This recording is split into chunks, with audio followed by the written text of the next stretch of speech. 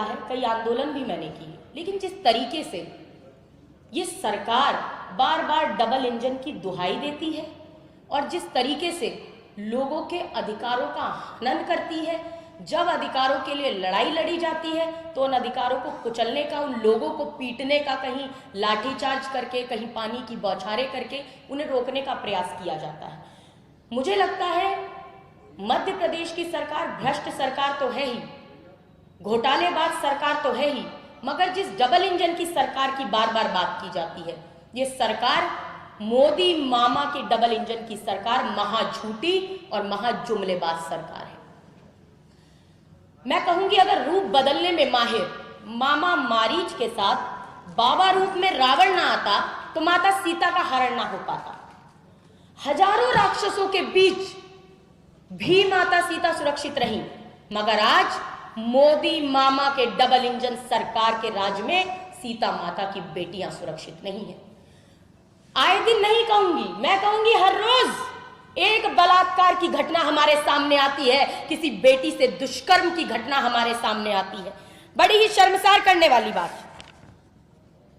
हम देखते हैं, कभी महाकाल की नगरी में एक 12 साल की बच्ची के साथ रेप होता है, किलोमीटर तक तो खून से लथपथ पैदल चलती है, मगर मोदी मामा मौन रहते हैं। जबलपुर आते हैं, जुमलेबाजी करते हैं, लेकिन आदिवासी बच्चियों के साथ जो घटनाएं होती हैं उन पर मौन हो जाते हैं। बेटियों के साथ जो बर्बरतापूर्ण रवैया होता है उस पर मौन हो जाते हैं। मैं पूछना चाहती हूं, ये तो भोपाल की ही बात है कि हमीदिया अस्पताल में एक रेप पीड़िता को 5 से 6 घंटे तक अस्पताल के स्टाफ ने इधर से उधर घुमाने का काम किया, उसे इधर से उधर दौड़ाने का काम किया। बार बार स्टाफ ने उससे उसके रेप की घटना के बारे में पूछा, उस बच्ची को असहज महसूस कराया। एक बच्ची जिसके साथ बलात्कार की घटना हुई वो इतनी घृणात्मक होती है, लेकिन उसके जख्म पर नमक छिड़कने का काम अस्पताल के प्रशासन ने लगातार किया। हम इसकी कड़ी निंदा करते हैं। आज मैं पूछती हूं, एक नाबालिग से भाजपा नेत्री के पुत्र बलात्कार करते हैं, इंदौर की घटना है, और बलात्कार की घटना तब सामने आती है जब वो नाबालिग बच्ची गर्भवती पाई जाती है। भाजपा के नेत्रियों के पुत्र ये काम करने का कार्य कर रहे हैं, कुकृत्य करने का काम कर रहे हैं, फिर भी मोदी मामा मौन है। लगातार एक 9 साल की बच्ची के साथ, आदिवासी बच्ची के साथ रेप की घटना हमारे सामने आई, लेकिन मोदी मामा मौन है। मैं पूछना चाहती हूं कि अब कहा जा रहा है जो महाकाल की नगरी में जो घटना हुई, दुष्कर्म हुआ बच्ची के साथ, उसमें आरोपी के मकान को ढहा दिया गया है। बहुत अच्छा किया, ऐसा होना चाहिए। लेकिन मैं पूछती हूं कि जिस समय पर मध्य प्रदेश के सागर के बंडा में एक लोधी बच्ची के, एक नाबालिग लोधी बच्ची के साथ बलात्कार किया एक अधेड़ उम्र के उसके पड़ोस के व्यक्ति ने, और वहां बंडा के कांग्रेस के विधायक धरने पर बैठे रहे, मैंने स्वयं 80,000 लोगों की रैली बुलाकर वहां पर धरना प्रदर्शन आंदोलन करने का काम किया, तो उस समय पर हमने कहा कि उस बलात्कार के आरोपी का मकान अवैध है, उस पर फिराइए, उस पर चला दीजिए बुलडोजर, मकान ढहा दीजिए। तब क्यों नहीं मामा जी ने एक्शन लेने का काम किया? सच्चाई ये है कि जब कांग्रेस पार्टी मुद्दे को उठा देती है और जब मीडिया में वो मुद्दा आ जाता है, जब मामा जी से सवाल पूछा जाता है कि आप मामा की नहीं, आप तो कंस मामा की भूमिका निभा रहे हो, तब मामा जी घबरा जाते हैं।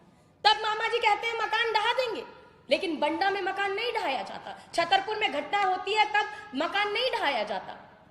आखिर क्यों? तो आज इन सवालों का जवाब देना तो पड़ेगा मामा जी की सरकार को, जो कि आज कंस मामा बनकर बैठे हुए हैं, जो तथाकथित मामा है। ऐसे मामा मुझे लगता है यहाँ की बेटियों को नहीं चाहिए, और बेटियां अब चुप नहीं रहेंगी। आखिर कब तक जिंदा लाश बनकर जीती रहेगी नारी? कब तक दुख दर्द के दरिया में अपमान का घूंट पीती रहेगी नारी? कब तक नासूर बने जख्मों को सहती रहेगी नारी? बहुत हुआ, अब बेटियां और नारियां मध्य प्रदेश में जागेंगी, और जो ये मध्य प्रदेश के मामा जी हैं इनको कुर्सी से हटाएंगी, और अब कुर्सी पर किसे बिठाएंगी? उस कांग्रेस को बिठाएंगी जिन्होंने कि नगर निगम, निकाय और पंचायतों में महिलाओं को 50% तक का आरक्षण दिया, उन्हें सम्मानित करने का काम किया, उनके अधिकार देने के साथ साथ।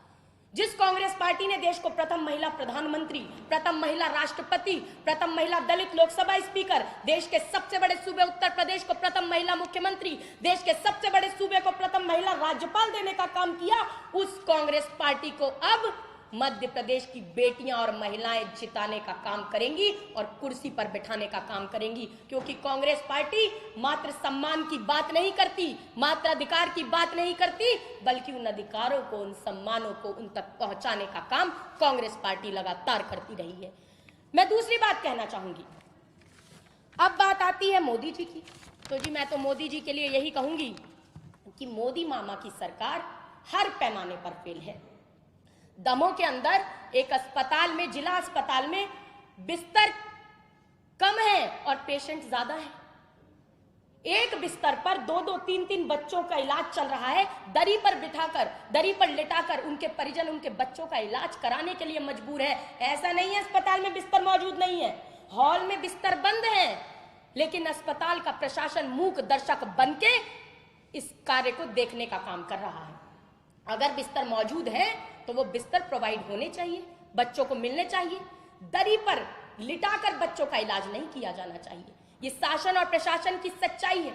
एक तरफ शिक्षकों की पदोन्नति की बात की गई तो 10 साल बाद पदोन्नति हुई है की बात आई है सामने, लेकिन उसमें भी शिक्षकों की पदोन्नति के लिए जब शिक्षक जाते हैं तो क्या पाते हैं कि पोर्टल पर पद रिक्त नहीं दिखाए जा रहे हैं, लेकिन जो हकीकत है, हकीकत में पद रिक्त है। कुछ लोग सेवानिवृत्त हो गए हैं, लेकिन फिर भी जब आप पोर्टल खोलेंगे तो वहां पद भरा हुआ दिखाई दे रहा है। इसीलिए आज शिक्षक भी नाराज हैं, निराश हैं। ये भी सच्चाई है। आज हम बात करते हैं, मोदी जी बड़े बड़े जुमले देने का काम करते हैं। पहले कहते थे बहुत हुई महंगाई की मार, अब की बार लाए इनकी सरकार। मैं कहती हूं या तो आदरणीय मोदी जी की पिक्चर राहुल गांधी जी ने जायज उठाया और राहुल गांधी जी उस बात को लेकर चल रहे हैं और हम सब उनके साथ खड़े हुए हैं। मुझे लगता है ये महत्वपूर्ण बातें हैं और इन्हीं बातों के साथ मैं अपनी वाणी को विराम देते हुए आपके प्रश्नों को आमंत्रित करती हूँ। मध्य प्रदेश के अंदर महिलाओं और बच्चियों के साथ दुराचार, व्यभिचार, अनाचार जैसी घटनाएं सामने आ रही हैं। बड़ी ही निंदनीय बात है, लेकिन मोदी मामा दोनों चुप हो जाते हैं। तथाकथित मामा जी अपने आप को मामा जी बताते हैं, लेकिन कंस मामा की भूमिका निभाते हैं। और दूसरी बात यह कि लगातार जिस तरीके से मध्य प्रदेश के अंदर भ्रष्टाचार पर बात की जाती है, घोटालों की सरकार है। और आज से नहीं, पहले से डंपर घोटाला, दवाई घोटाला, पटवारी घोटाला, पेपर लीक घोटाला, कौन कौन से घोटाले गिनाए। ये तो मध्य प्रदेश के इतिहास में शिवराज सिंह चौहान जी ऐसे पहले मुख्यमंत्री हैं जिनके ऊपर स्वयं लोकायुक्त ने भ्रष्टाचार के खिलाफ FIR दर्ज करने का निर्देश दिलाया था। इनके राष्ट्रीय अध्यक्ष सरेआम टीवी पर हरे हरे नोटों के बंडलों की रिश्वत लेते हुए पकड़े गए थे। और आज जब OBC की बात आती है तो OBC के नाम पर मोदी जी वोट मांगने के लिए अपने नेताओं को जरूर भेजते हैं, लेकिन OBC के अधिकारों की लोकतांत्रिक लड़ाई नहीं लड़ पाते। इनके सांसद और विधायक आरक्षण विरोधी भाजपा की बड़ी अम्मा RSS की कठपुतली बनकर सामने आते हैं। और जब तक ये कठपुतली बने रहेंगे तब तक लोकतांत्रिक अधिकारों की लड़ाई नहीं लड़ पाएंगे, क्योंकि ये अहम स्वार्थों के वशीभूत होकर भाजपा की भेड़ बन जाते हैं। तो जब तक ये भाजपा की भेड़ बनते रहेंगे तब तक शोषणवादी शासकीय शातिर भेड़ियों से भोले वाले लोगों को बचाएगा कौन। तो मुझे लगता है उसके लिए एक लंबी लड़ाई हमने लड़ने की शुरुआत की है। हम अधिकारों की लड़ाई लड़ रहे हैं। अगर 90 सेक्रेटरीज हैं देश में तो उसमें 3 ही OBC क्यों है।